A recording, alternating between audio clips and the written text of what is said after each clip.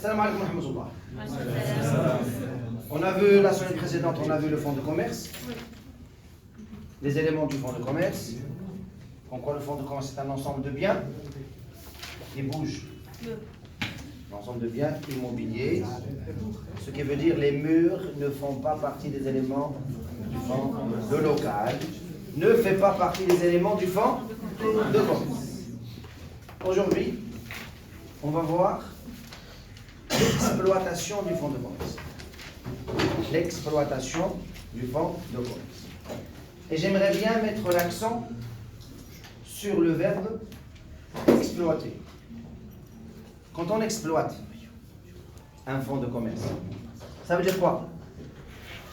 J'investis mon argent, je gagne ou je perds. J'investis mon argent, je gagne. C'est ça exploiter. Exploiter un fonds de commerce, c'est investir son argent. Quand on investit son argent, soit on gagne, soit on perd. Qui a cette philosophie dans sa vie? C'est le commerçant. Pour exploiter un fonds de commerce, c'est le commerçant. Très bien. Qui exploite le fonds de commerce? Soit qui exploite le fonds de commerce. Soit c'est son propriétaire. Dans ce cas-là, c'est un entrepreneur individuel. Par défaut, c'est un commerçant. Sinon, c'est un gérant libre. Sinon, un gérant libre. Il ne faut pas confondre le gérant libre avec le gérant salarié. Oui. Le gérant salarié, il gère moyennant un salaire que le propriétaire du fonds de commerce lui verse chaque mois. Le gérant salarié, c'est un salarié qui gère le fonds de commerce moyennant un salaire. Le gérant libre, c'est quoi? La gérance libre est un contrat. C'est un contrat selon lequel le gérant libre exploite. Ça veut dire, c'est lui qui va investir. Le gérant libre exploite le fonds de commerce, moyennant quoi? C'est quoi la contrepartie? Moyennant un loyer qu'il verse au propriétaire du fonds. C'est-à-dire, on a deux personnes ici. On a le propriétaire du fonds et le gérant libre. Entre les deux, il y a un contrat selon lequel le gérant libre va exploiter le fonds qui appartient au propriétaire. Le gérant libre, qu'est-ce qu'il va faire? Il va exploiter le fonds, il va verser un loyer au propriétaire du fonds. La première chose, ça saute aux yeux. Qu'est-ce qu'il va faire? Il va exploiter. Il va exploiter le fonds de commerce. C'est-à-dire, il doit investir son argent. Il va l'exploiter à risque et péril. Et le propriétaire du fonds, il n'aura que le loyer. Puisqu'il va exploiter le fonds, qu'est-ce qu'on a dit? Celui qui exploite, c'est celui qui investit, il gagne ou il perd. C'est le commerçant. Cela veut dire que le gérant libre, il doit être. Qu'est-ce qu'il doit faire? Il doit s'immatriculer au registre de commerce pour pouvoir exploiter le fonds de commerce en tant que gérant libre. Le propriétaire du fonds, est-ce qu'il va continuer à exploiter le fonds? Non. Il ne va plus exploiter le fonds de commerce. Il va recevoir un loyer. Cela veut dire qu'il sera radié. Il ne sera plus commerçant. Le premier acquiert la qualité de commerçant, le deuxième perd la qualité de commerçant. C'est un bail. C'est un bail. La gérance libre est un bail. Kira. Mais la gérance libre, c'est le bail de quoi? D'un ensemble d'éléments immobiliers. Ou plutôt mobiliers. C'est un ensemble de biens mobiliers qui sont mis en gérance libre. Ça marche. Mais, le grand mais, est-ce que le fait de mettre un fonds de commerce en gérance libre est une opération qui se fait comme ça, sans condition, sans rien. Pour mettre un fonds de commerce en gérance libre, il faut deux types de conditions. Des conditions de fond et des conditions de forme. Pour les conditions de fond, on a ce qu'on appelle les conditions d'activité. Deux conditions d'activité. La première, le propriétaire du fonds de commerce doit avoir exercé l'activité commerciale pour une longue durée. Première condition. Le propriétaire du fonds doit avoir exercé l'activité commerciale pour une longue durée. Deuxième condition. Le propriétaire du fonds doit avoir exploité. La première condition, exercer l'activité commerciale. Deuxième condition, il doit avoir exploité le fonds de commerce pour une durée minimale de 2 ans. Pourquoi? Pourquoi 2 ans? La même chose que le contrat. Pour éviter. Parce que Prennent de l'autre loyer. Prennent sa maison. très bien. Pour éviter De récupérer. à ce que le propriétaire du local récupère sa propriété, parce qu'on a vu que la loi donne au propriétaire du local où on exerce l'activité commerciale le droit de récupérer son local dans les 2 premières années du contrat.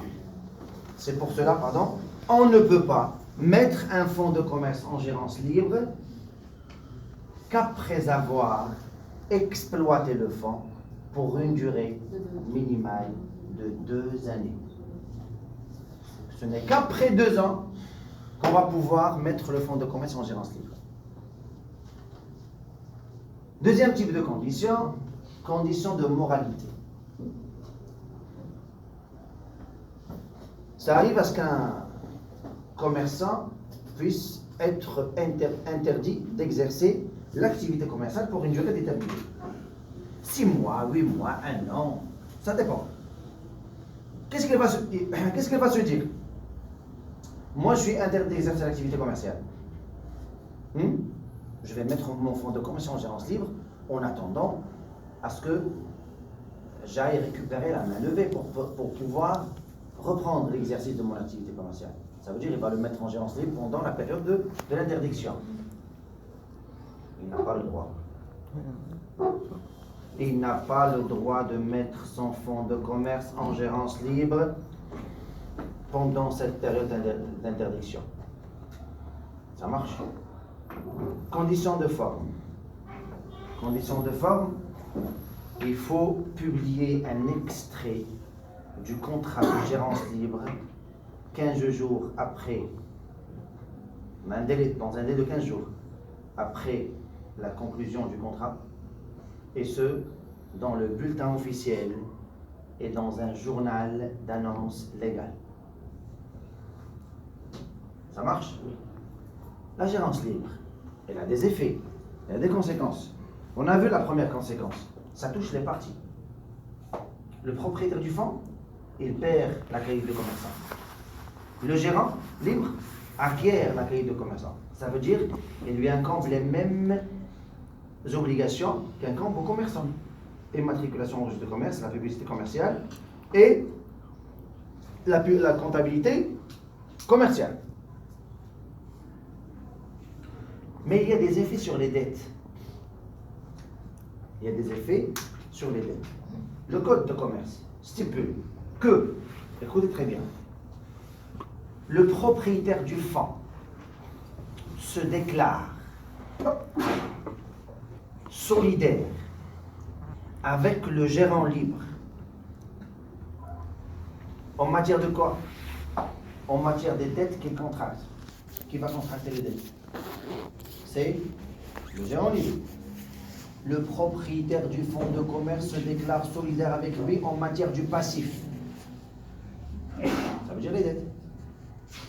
Pendant 6 mois, à partir de la date de la publication de l'extrait du contrat de gérance libre. Pourquoi il doit être solidaire avec lui? Il doit, il est dans l'obligation de le faire, pendant 6 mois. Parce que les tiers, ils ne le connaissent pas. Qui sont les tiers? Ce sont les créanciers. C'est les banques, c'est les fournisseurs, c'est les clients. Ils doivent savoir à qui ils ont affaire, surtout en matière de dette. Ça veut dire le remboursement qui se fait dans le cadre d'une simple solidarité pendant 6 mois. Au-delà de 6 mois, il n'est plus solidaire. C'est bon? Très bien.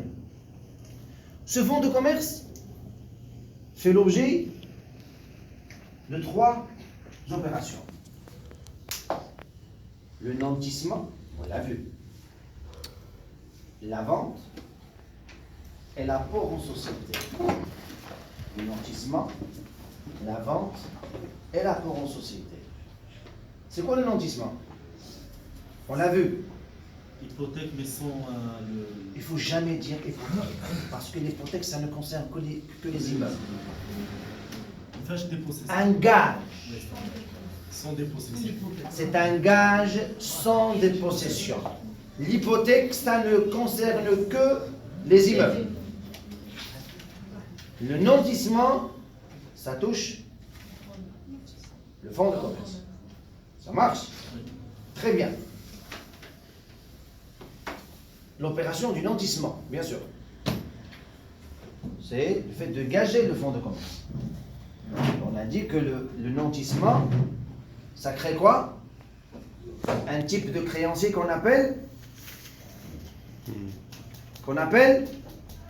le créancier gagiste. Le créancier gagiste. Pourquoi? Parce qu'il a la preuve de la créance et il a la garantie qui est le fonds de commerce. Et le créancier gagiste, il est connu. Pourquoi il est connu? Parce qu'il est mentionné dans le registre analytique. Tout le monde sait que le fonds de commerce X est gagé. Et on mentionne même le nom du créancier gagiste. D'accord? Les effets du nantissement concernant le créancier gagiste, le droit de privilège et le droit de suite. Le droit de privilège, le créancier gagiste a le droit de récupérer le fonds s'il n'est pas remboursé, le vendre et récupérer son argent. En cas de vente, il est parmi les premiers à être remboursé de façon automatique, à savoir l'État, les salariés, le bailleur et le créancier gagiste. Ce sont les premiers à être remboursés, par défaut. D'accord? On a déjà vu ça. Droit de suite. On a dit que le fonds de commerce, il peut être vendu même s'il est gagé. Vendu et revendu. Il a le droit de suivre le fonds de commerce et l'extorquer de la dernière main pour le vendre et récupérer son argent. D'accord? La vente et l'apport en société. Bon, la vente, c'est l'apport en société. C'est pareil. La vente, c'est l'apport en société. C'est quoi la différence entre les deux? C'est la rémunération. Qu'est-ce qu'on reçoit en contrepartie?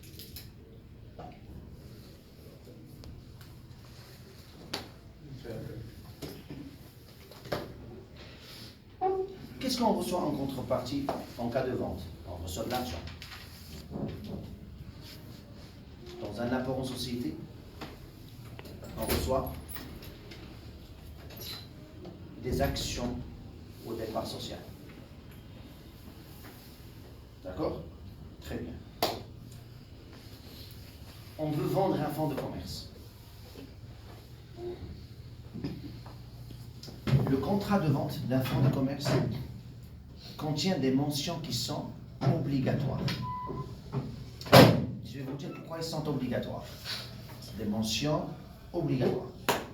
Pourquoi elles sont obligatoires? Parce qu'on n'a pas le droit de les oublier.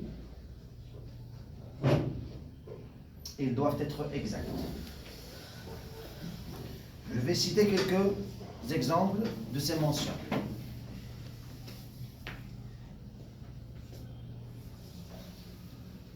Dans un contrat de vente d'un fonds de commerce, je mentionne comment j'ai acquis le fonds de commerce. Est-ce que je l'ai hérité, je l'ai acheté? Si je l'ai acheté, je mentionne le nom de l'ancien acquéreur, le mien et le futur acquéreur. Combien de noms? 3. Si tu le revends, tu vas mentionner mon nom, le tien et du futur acquéreur. Si tu le revends, tu vas mentionner ton nom, celle de Rokhaya, et pourquoi il faut 3 noms? Très bien. C'est pour exercer, pour permettre aux créanciers gagistes d'exercer son droit, qui est celui du droit de suite. D'accord? Dans le contrat de vente d'un fonds de commerce, on mentionne le chiffre d'affaires des 3 dernières années ou la période d'exploitation. Les bénéfices des 3 dernières années ou la période d'exploitation. La date du bail. Ce sont des mentions qui sont obligatoires. Il faut les mentionner. On mentionne est-ce que le fonds de commerce est nanti ou pas. Est-ce qu'il est nanti? Ça veut dire est-ce qu'il est gagé ou pas. Ça, ce sont des mentions qui sont obligatoires. D'accord? En cas d'omission, si on oublie une mention, hein, la vente est gelée. En attendant à ce qu'on mentionne ce qu'on a oublié. En cas d'inexactitude, ça veut dire le vendeur a fourni une mention qui n'est pas exacte. Par exemple, le chiffre d'affaires était erroné.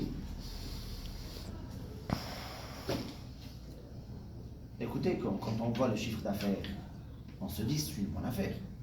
Ça veut dire, si je découvre que le chiffre d'affaires n'est pas exact, je vais me dire une phrase. Si je savais que le chiffre d'affaires est inférieur à ce qui a été mentionné, je n'aurais pas acheté. C'est-à-dire l'inexactitude était déterminante pour conclure le contrat de vente. N'est-ce pas? Oui. Très bien. Si on découvre l'inexactitude, j'ai droit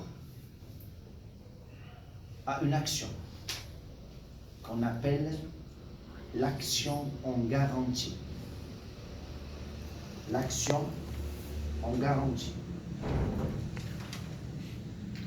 L'action en garantie est répartie en 2 actions.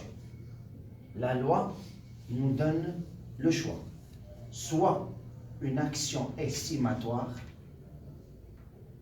soit une action rédhibitoire. Action estimatoire, action rédhibitoire. Action estimatoire. Les 2 actions. Je dois réagir dans un délai d'1 année. Si je dépasse l'année, ça veut dire l'inexactitude n'avait aucun impact, hein, sur moi, sur l'opération tout entière. Donc, ça marche? Très bien. Action estimatoire. Je répète, c'est un droit. C'est un droit. Et le droit Soit on l'exerce, soit on laisse tomber. D'accord? Et ne me dites pas, et s'il ne veut pas? C'est une loi qui traite tout ça. Le chiffre d'affaires n'est pas exact. Très bien, vous avez toutes les preuves. La date du bail n'est pas exacte. Oui, Sophie. Qu'est-ce qu'il va vous dire? Qu'est-ce que vous allez dire au vendeur du fonds de commerce? Si je savais que les bénéfices ne sont pas ce que vous m'avez fourni, j'aurais pas acheté. Ça marche? Pour cela, j'estime, regardez, action estimatoire. J'estime que le prix de la vente ne correspond pas au chiffre d'affaires, ne correspond pas au bénéfice. C'est pour cela, je vous demande à ce qu'on revoie le prix de la vente à la baisse. On va renégocier le prix de la vente, qui devrait être et qui devrait correspondre à cette mention qui était déterminée pour moi pour acheter le fonds de commerce. D'accord? L'action estimatoire, c'est revoir le prix de la vente, bien sûr, à la baisse. Action rédhibitoire. Action rédhibitoire, c'est simple. Mettre fin au contrat. Restitution du fonds contre restitution de l'argent. Je ne veux plus de ce contrat. Tu me rends mon argent, je te rends ton fonds de commerce. Ok? Oui. Monsieur. Quand on veut vendre un fonds de commerce, on publie la vente dans le bulletin officiel un mois avant la date prévue. Un mois avant la date prévue. Et on donne 15 jours pour les créanciers. C'est pas gagistes. Gagistes, on les connaît. Leurs droits, leur argent est dans la poche. Ça pose pas de problème. On donne 15 jours de délai pour les créanciers qui ont la preuve et qui n'ont pas de garantie. Comment on les appelle? Les créanciers chirographaires. Ça s'écrit avec CH. Créanciers chirographaires. Les créanciers chirographaires, ce sont les créanciers qui ont la preuve et qui n'ont pas la garantie. C'est ce qui les distingue par rapport aux créanciers gagistes. Très bien. Créancier chirographaire, il vient de lire le bulletin officiel. Il est au courant de la date de la vente du fonds de commerce. Qu'est-ce qu'ils doivent faire? Tous. Ils doivent aller, ils doivent se précipiter au registre de commerce pour enregistrer leur nom en tant que créancier chirographaire, pour que le jour de la vente, on procède, on séquestre leur argent. Par qui? Par le juge de référé. Adil Moustajet. Il est toujours présent. D'accord. Le juge des référés. Et si un créancier chirographaire, ça arrive, si le créancier chirographaire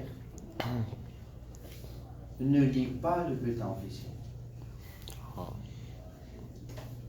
et on dépasse le délai,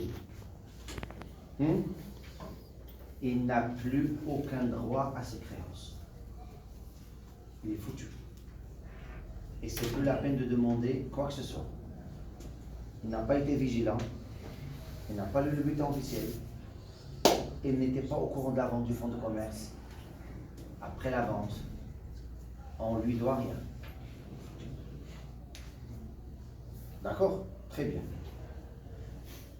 La vente. Le fonds de commerce, il sera vendu aux enchères. Tout le monde est là, tout le monde est présent.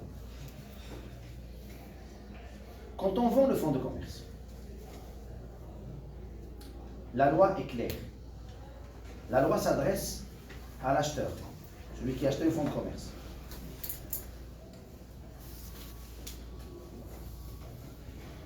Vous n'avez, la loi, c'est la loi qui stipule ça.